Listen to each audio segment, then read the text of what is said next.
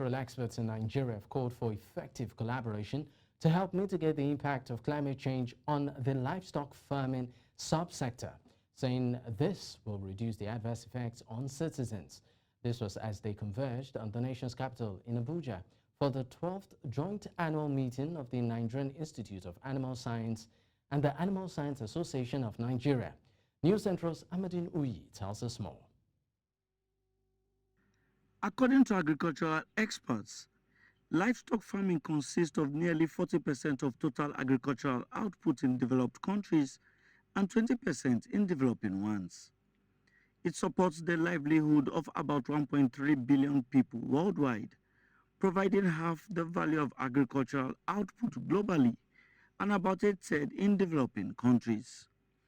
The subsector, which is vital to economic development of many countries and represents an important source of high-quality protein in many staple diets, contributes about 36.5% of the total protein intake of Nigerians. The Nigerian livestock subsector is very vital to the socio-economic development of the country, and it represents an important source of high-quality animal protein, contributing 36.5% of the total protein intake for Nigerians. It also generates employment, income, and earns foreign exchange for the country. As livestock experts gather around the country for the 12th joint annual meeting of the Nigerian Institute of Animal Science and the Animal Science Association of Nigeria, they say the theme for the meeting, which is Pathways to Addressing the Challenges of Climate Change in Animal Agriculture, is apt as it critically assesses the impact of climate change on livestock farming, which continues to take its toll on citizens. As animal scientists, we must make extra efforts towards building bridges of hope, tolerance, cooperation, and unity across our profession. This is the only way for animal agriculture to fully unleash its potential and relevance towards the economic growth of our country. The threat of climate change, one of the most urgent global challenges of our time, has profound impacts on numerous sectors, with animal agriculture being no exception. We cannot ignore the vital needs to collectively address climate changes as a strategy to build the resilience and sustainability of our animal agricultural sector. The theme of this meeting is apt because of the effects of the current phenomenon in agriculture called climate change that has ravaged the world with severe impact on lives and livelihood of crop and livestock farmers.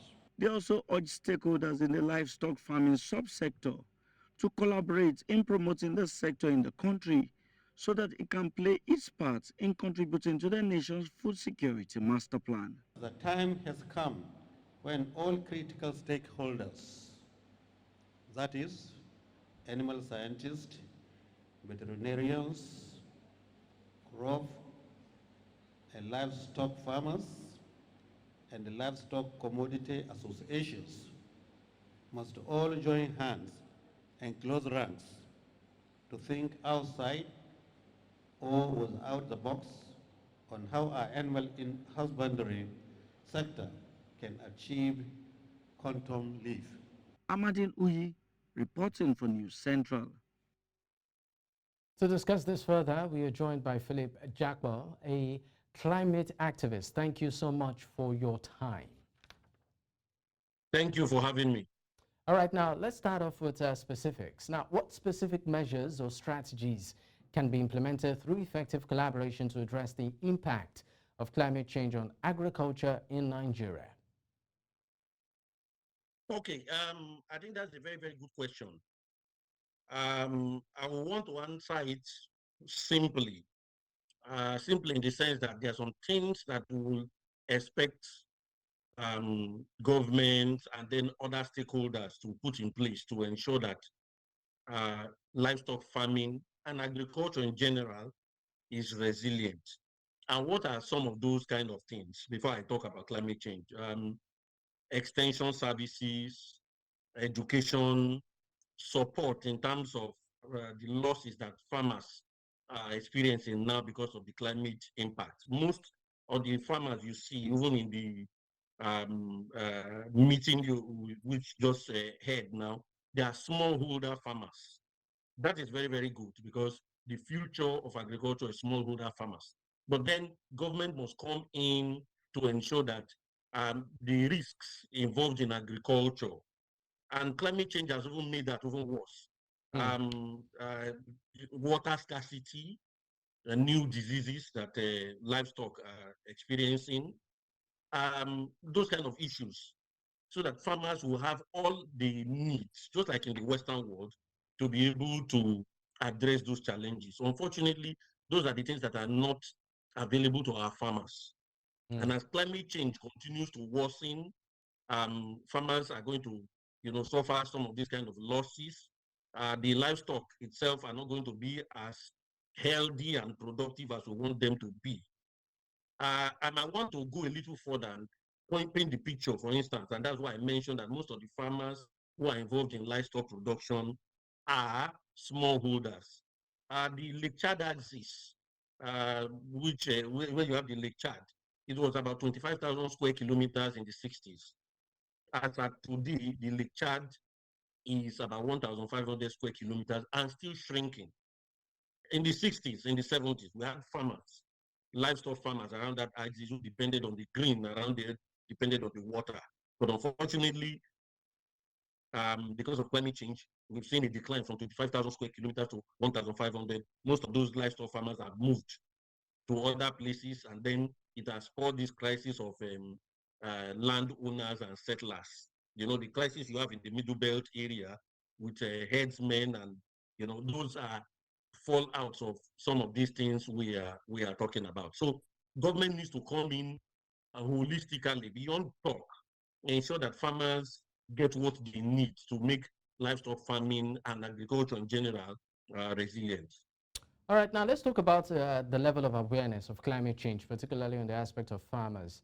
I mean, you said many of them are small scale, relatively not, of the commercial size. And some of them might really not understand why it's not raining at certain times as it used to and all of that. So let's talk about the level of awareness for these farmers. How much of awareness are they or do they have concerning climate change?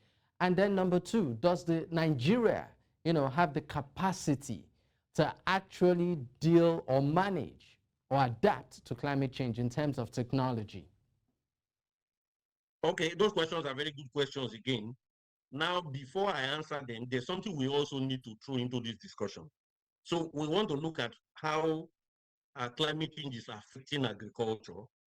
And we must also note that agriculture, especially industrial agriculture, is a contributor to climate change.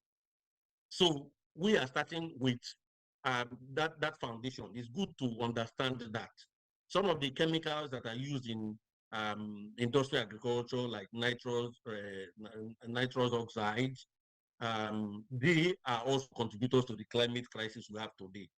And like I mentioned, where you have this industrial agriculture that removes large tracts of original forests and creates this deforestation, those things are also contributors.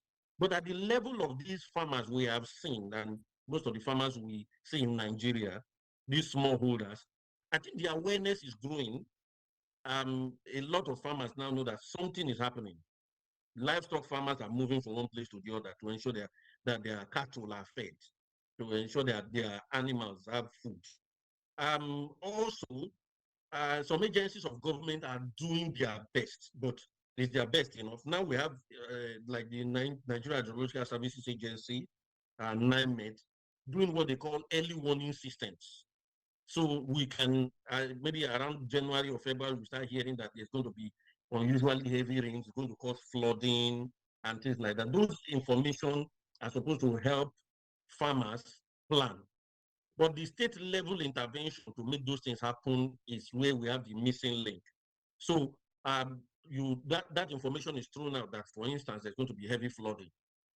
What does the farmer do? Most of the farmers are on their own.